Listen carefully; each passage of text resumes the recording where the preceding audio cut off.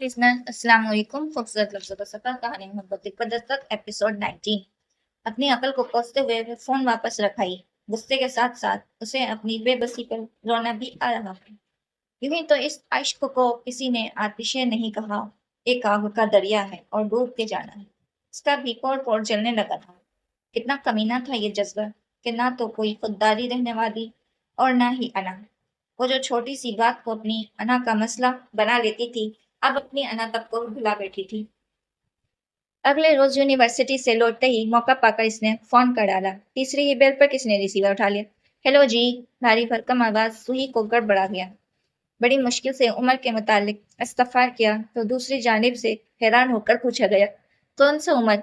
जी वो उमर काजमी। इसका हलक सूखने लगा। अच्छा वो। काफी खींच कर कहा गया। वो मेरे दोस्त बेटे का दोस्त है, पर आजकल वो इधर उधर नहीं आ रहा। इंतजामात में मसरूफ है। कैसे इंतजामात? आपको शायद पता नहीं जी। इसके वालिद साहब का इंतकाल हो गया, कल इनका स्वयं होगा। बड़े भले मानस बंदे थे काजमी साहब।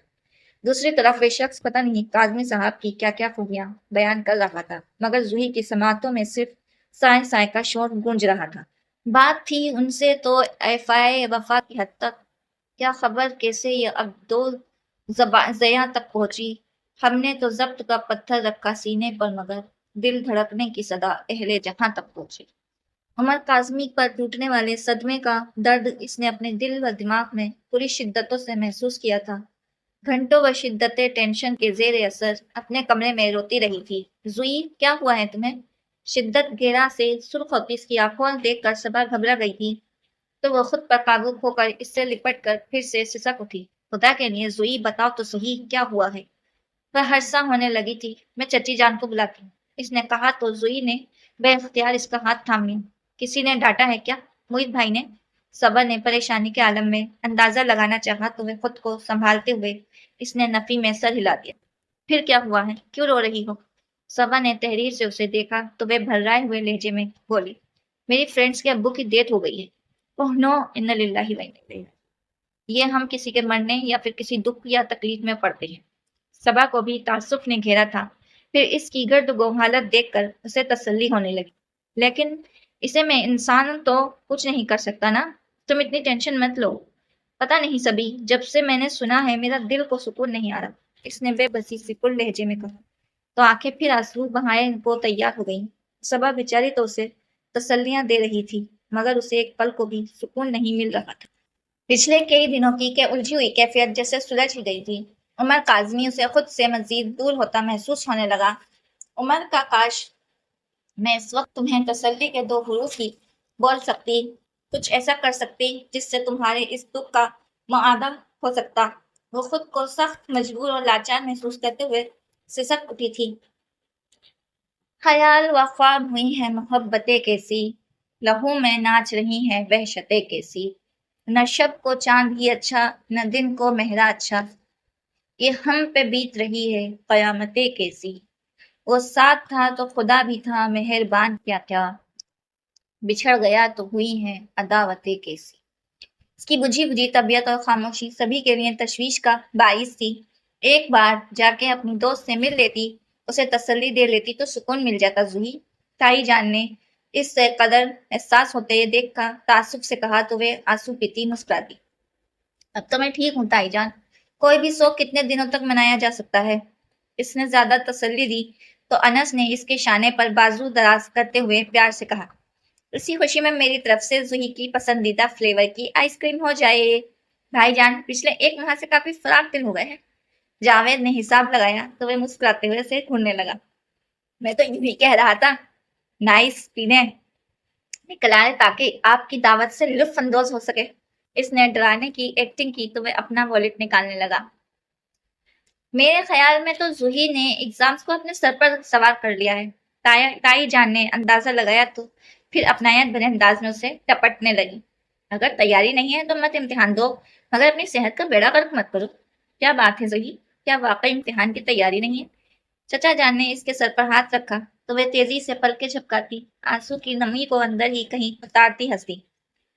टूटे कांच जैसी खनक महसूस करके मुईद ने फिर साख्ता इसके मुरझाए हुए चेहरे पर जांचती निगाह डाली। अबू ये तो सब यूं ही ہوا میں تیر چلا رہے ہیں۔ میں بالکل ٹھیک ہوں، اور میں آج کل امی کے ہاتھوں سے پراٹھے بنائے ناشتے کر رہی ہوں۔ پھر بھی یہ لوگ مطمئن نہیں ہیں۔ بات کرتے کرتے بلا ارادہ محیط سے نظر مل گئی تو اس نے کس مسا کر پہلو بدل لیا۔ وہ اتھر کادوانی والے معاملے کا کیا بنا محیط؟ تایا جان نے بے حد غیر متوقع طور پر پوچھا تو زوہی کا دل دھک سے رہ گیا۔ شاید تایا جان کو یہی غلط فہمی تھی کہ بڑوں کے علاوہ اور کوئی بھی اس پروپوزل سے واقف نہیں ہے۔ اپنی پلیٹ پر جھکی زوہی پر پراٹھے پر چٹنی اچٹی نگاہ ڈال کر اس نے ہلکی سی سانس بھرتے ہوئے رسائن سے کہا، میں تو کچھ خاص مطمئن نہیں ہوں، لیکن اگر آپ خود چھان بین کرنا چاہیں تو۔ تم نے کہہ دیا بس ٹھیک ہے، معاملہ ختم ہوا، مزید چھان بین کی کوئی ضرورت نہیں، تایا جان نے اطمینان سے کہا تو عجیب سی شرمندگی محیط کو گھیرنے لگی۔ ادھر زوہی کے کندھوں پر سے تو جیسے مینوں بھاری بوجھ سرک گیا تھا، جو کوئی دنوں سے اتھر کادوانی کے غیر متوقع پرپوزل کی صورت موجود تھا۔ مجھے ایک دوست کی طرف جانا ہے، وہ سنجیدہ سا کہتا اٹھ کھڑا ہوا تھا۔ محیط، جلدی آ جانا۔ تائی جان نے اس کی طبیعت سے واقف ہونے کے باوجود حسب عادت تنبیہ کی تو وہ اس بات میں سر ہلاتا چلا گیا۔ اس قدر ناشکری ہو تم کہ جد نہیں زوہی؟ صبا کی یہ یلغار کسی وجہ تھی، وہ سمجھ نہیں پائی تھی۔ سنک میں برتن رکھتے ہوئے وہ اس کی طرف پلٹ گئی۔ کیا ہو گیا ہے؟ ابھی کھانے کی میز پر ہونے والا لقمہ تمہاری سماعت سے نہیں ٹکرایا؟ وہ جل کر رہ گئی تھی۔ کون سا میری صحت پر والا؟ اس نے جان بوجھ کر کرنا سمجھی کا مظاہرہ کیا تو صبا تل ملا کر بولی، تمہاری قسمت والا؟ چا صاف صاف کہو نا۔ وہ چڑ کر کہتے ہوئے برتن دھونے کے لیے پلٹ گئی تو صبا مایوسی سے کہا، صاف صاف اب کیا کہوں جب رزلٹ ہی گندا آیا ہے؟ محیط بھائی نے تمہارے پرپوزل کو ریجیکٹ کر دیا تو اس میں میرے اداس ہونے کی بات ہے یا تمہارے؟ زوہی کی پرسرمدگی دور ہو چکی تھی۔ بھولے پن سے پوچھا تو صبا نے کھوجتی نظروں سے اسے دیکھا۔ میں ذرا بھی افسوس نہیں ہوا زوہی، اتنا اچھا پرپوزل، میرا کون سا افیئر چل رہا تھا اس شخص کے ساتھ؟ اس کے لب و لہجے میں محسوس کن طمانینت تھی۔ لخت بھر کچھ سوچنے کے بعد صبا کی آنکھوں میں چمک سی اتر آئی۔ زوہی، کہیں ایسا تو نہیں کہ تم اور محیط بھائی؟ کیا؟ وہ زور سے چیخی تو صبا ڈر کے چند قدم پیچھے ہٹ گئی۔ نہیں، میرا خیال غلط بھی ہو سکتا ہے۔ میرا بھی یہی خیال ہے، زوہی نے دانت پیس کر کہا۔ پتا نہیں انہیں اتھر کادوانی میں کیا خامی نظر آ گئی، ورنہ اس سے پہلے تو انہوں نے ایسا کچھ نہیں کہا تھا۔ صبا نے حیرت کا مظاہرہ کیا تو زوہی کو بھی خیال آیا، کیا واقعی وہ اس معاملے میں مجھے سپورٹ کرنے کو تیار ہے؟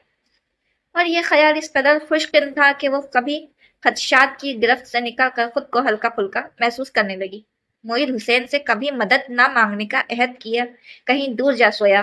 اس نے اپنے گزشتہ رویے پر محیط سے معذرت کرنے کا پکا ارادہ کر لیا، سو اس رات کو کھڑکھڑاتی ہوئی کے کمرے میں تک آ گئی۔ اس بار دروازہ کھٹکھٹا کر اجازت لینا نہیں بھولی تھی۔ وہ بستر پر کوہنی کے بل نیم دراز کسی فائل میں منہوب تھا، اسے اپنی کمرے میں دیکھتے ہی پیشانی پر بل پڑ گئی۔ کیا بات ہے؟ اس کے لہجے میں بھی سختی تھی۔ وہ مسترانہ انداز میں ہاتھ مسلتی رہی، پھر بہت مشکل سے اپنی آمد کی وجہ بیان کی۔ آئی ایم سوری محیط، اس روز میں نے تم سے بہت بدتمیزی کی تھی۔ گیٹ آؤٹ زوہی، میں تمہاری شکل بھی نہیں دیکھنا چاہ رہا۔ وہ سلگ اٹھا تھا۔ وہ اس کی غصے سے ڈر گئی، مگر کچھ اپنے گزشتہ رویے کی بدصورتی کا احساس تھا اور کچھ اس کی مددگارانہ رویے کا، اس لیے آہستہ سے بولی، تم اپنے اس رویے میں حق بجانب ہو، مگر میں واقعی تم سے معذرت کرنے آئی ہوں۔ میں تم سے اگر کچھ پوچھ رہا تھا تو اس کا بھی کوئی مقصد تھا جو اب تم پر بہت اچھی طرح واضح ہو چکا ہے۔ وہ تلخی سے بولا تو وہ شرمسار ہونے لگی۔ تب کچھ دیر کے بعد وہ خود ہی سیدھا ہوتے ہوئے سختی سے پوچھنے لگا، کیا سوچا ہے تم نے آگے کے بارے میں؟ وہ عمر کے فادر کی ڈیتھ ہو گئی ہے، اس نے بامشکل بتایا تو وہ خاموش ہوئے۔ خود زوہی کے دل کی بھی عجیب سی حالت ہونے لگی تھی۔ امتحان سر پر تھے اور وہ ایک لفظ بھی پڑھ نہیں پا رہی تھی۔ تم نے اس سے کانٹیکٹ کیا ہے؟ اس کی طرف دیکھے بغیر وہ پوچھ رہا تھا۔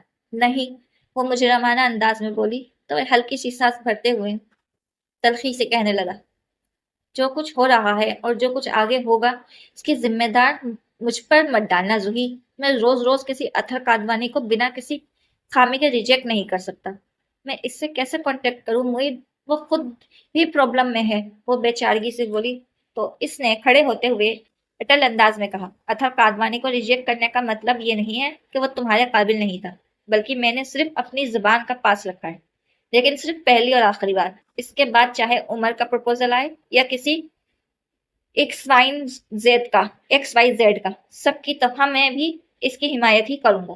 کتنی ہی دیر تک کمرے میں خاموشی چھائی رہی تھی۔ اس خاموشی کو محیط کی ناگواری نے توڑا تھا۔ اور کیا کہنا ہے؟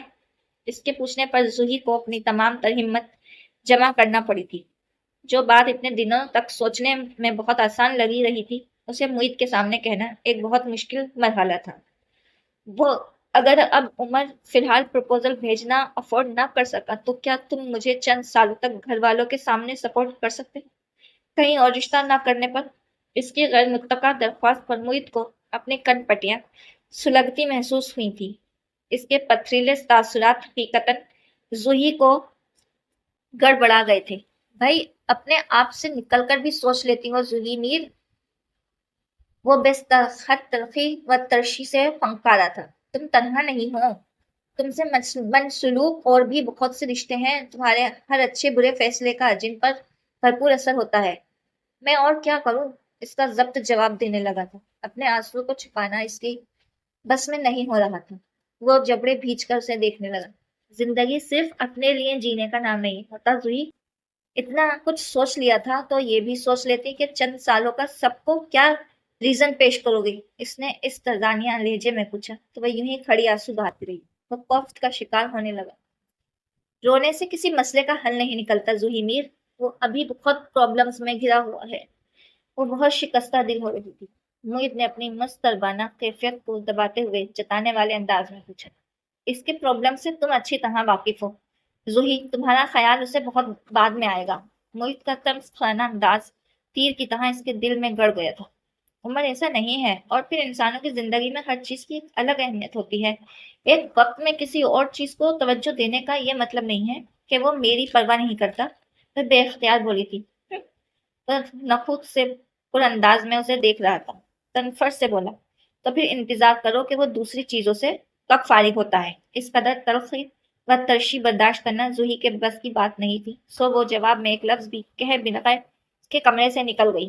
چند لمحے یوں ہی مٹھیاں بیچے کھڑی رہنے کے بعد پہلے سانس لے کر اعصاب کو ڈھیلا چھوڑتے ہوئے اس نے پرسکون لہجے ہونے کی کوشش کی تھی۔ لعنت ہے مجھ پر جو ہر بار اس سے مایوس ہونے کے بعد اس شخص سے مدد مانگنے چلی جاتی ہوں۔ وہ اپنے کمرے کی طرف بڑھتی ہوئی خود کو کوس رہی تھی۔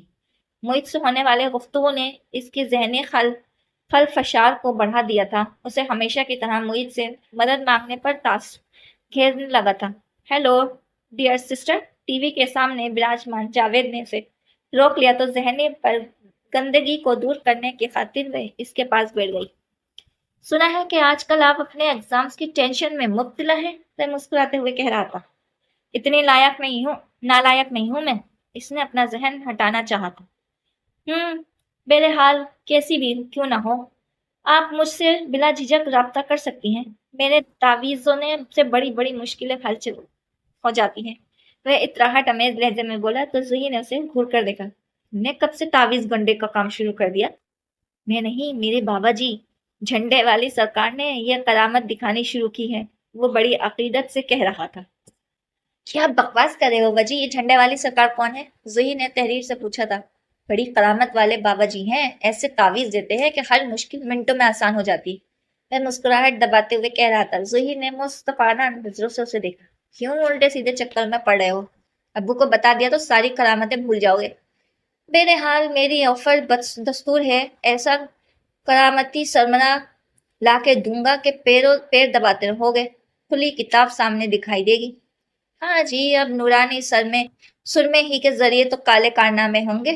زوہی نے تنظر کیا تو وہ ٹھٹائی سے بولا، مجبوری میں سب جائز ہوتا ہے آپی۔